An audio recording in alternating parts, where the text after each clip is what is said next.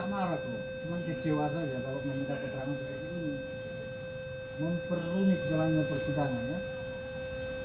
Habis Ini masih beruntung kamu nggak diperintahkan untuk dilakukan tersangka memberikan keterangan palsu sesuai dengan pasal 242 KUH pidana ancaman hukuman 7 tahun. Cuma gitu. Terserah kamu mau ngomong apa ya. Coba yang lain, yang tadi, yang lanjutkan yang lain. habis itu Pada saudara ya, kalau bohong itu konsisten. Ya. Terjebak sendiri kan saudara. Ini di BAP nih. Maka yang mana yang bohong? Saudara di BAP atau saat ini saudara bohong? kan ibu belum sempat diangkat.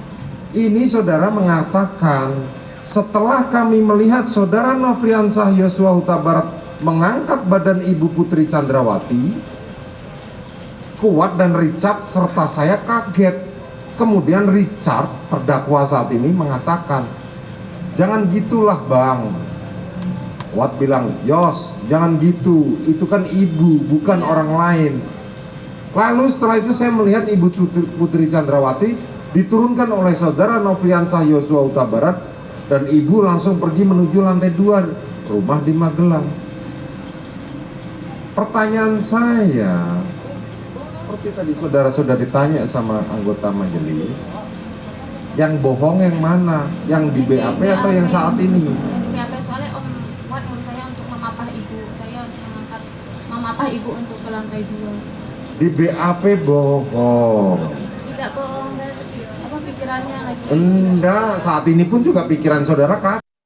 Ya, itu dia cuplikan dari pemeriksaan Susi, pemirsa, di mana hakim mencecar dengan berbagai pertanyaan. Kalau Prof. Gayus mengatakan nggak apa-apa, kan ini merupakan kewenangan hakim untuk membuka tabir dari peristiwa ini. Bang Palmer gimana? Ya, kalau mau membuka tabirnya sih kita juga setuju lah, ya kan. Yang kita rindukan itu udah pastilah terungkap kebenaran material, dan salah satu yang diharapkan dari saksi Susi ini kan inner circle nih, termasuk lingkaran dalam dari rumahnya tersangka Ferdy Sambo dan lingkaran dalam ketika peristiwa itu terjadi. Nah, itu sangat diharapkan sekali sebenarnya.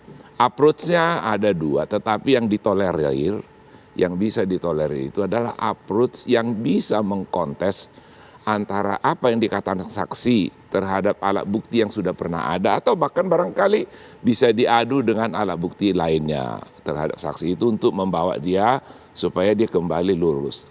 Itu satu.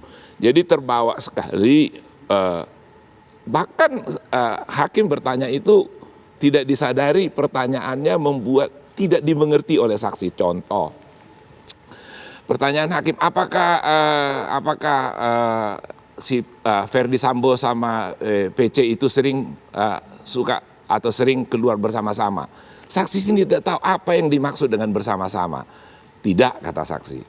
Apa saudara pernah ikut ke Bali? Pernah. Apa di situ ada Ferdy Sambo, ada PC?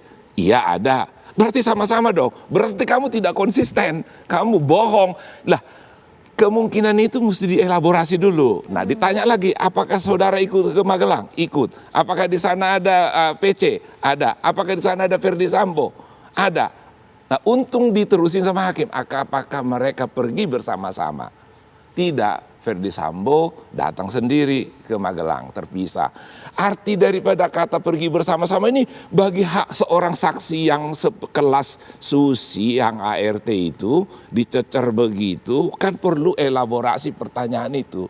Nggak mampu Susi menanyakan kepada hakim apa yang dimaksud dengan bersama-sama yang mulia. Harusnya demikian ya, dialognya enak. Ya, tetapi karena sudah begitu, dia pun tidak sanggup. Mungkin saya pun tidak akan sanggup. Saya akan balik bertanya, apa yang dimaksud dengan bersama-sama? Terbukti memang ternyata tidak bersama-sama, dan terbukti Susi tidak salah mengatakan itu. Nah, contoh ini kecil, contoh kecil, dan ini sering dipraktekkan di persidangan, dan otoritas hakim itu menurut saya karena dialah satu-satunya pengendali persidangan dan kita harus patuh kepada dia. Kadang-kadang kita pun sebagai pengacara nggak berani protes, khawatir imbasnya nanti timbul kebencian atau ketidaksukaan pada klien kita. Kalau kita pengacara masa bodoh amat sebenarnya ya kan, gitu. Jadi itu cara-cara menggali saja yang metodenya itu banyak kok hakim yang lain bisa menggali tanpa harus melengking suaranya atau itu yang saya maksud ya. Prof Gayus, boleh dong ditanggapi, Prof?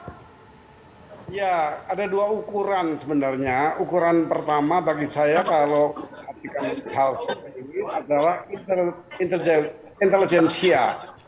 Intelijensia bagi saksi ini cukup. Dia bisa menghafal tahun pada perjalanan pertanyaan yang saya ikuti. Dia menghafal nama, artinya dalam kepribadian dan berpikir dia cukup baik. Kedua adalah keadaan. Apakah keadaan mempengaruhi saksi yang hampir tidak pernah sidang?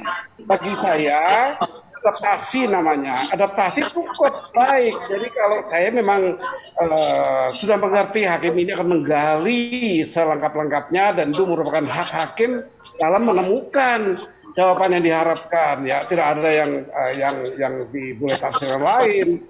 Hanya dua itu bagi saya. Dia sudah bisa adaptasi melalui beberapa pertanyaan sudah normal.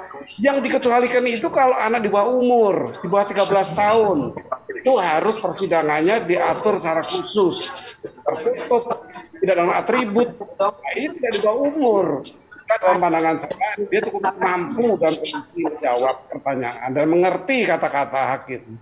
Baik, sekarang saya boleh Bang? Jadi, Bang Palmer. Saya melihat ada perbaikan aja sejak saya komentar mengenai kerasnya hakim bertanya. Sebenarnya sistem yang baik jangan melihat pada kerasnya hakim bertanya. Tugas jaksa adalah pembuktian, bukan tugas hakim.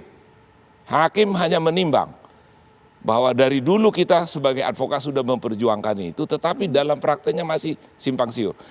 Jaksa wajib membuktikan dakwaannya, maka dia harus front line untuk membuktikan. Setelah setelah diperiksa identitas saksi atau terdakwa, biasanya kalau hakim yang di dalamnya tidak ada emosional, tidak ada keinginan yang meluap-luap, biasa jaksa yang dipersilakan. Silakan nanya.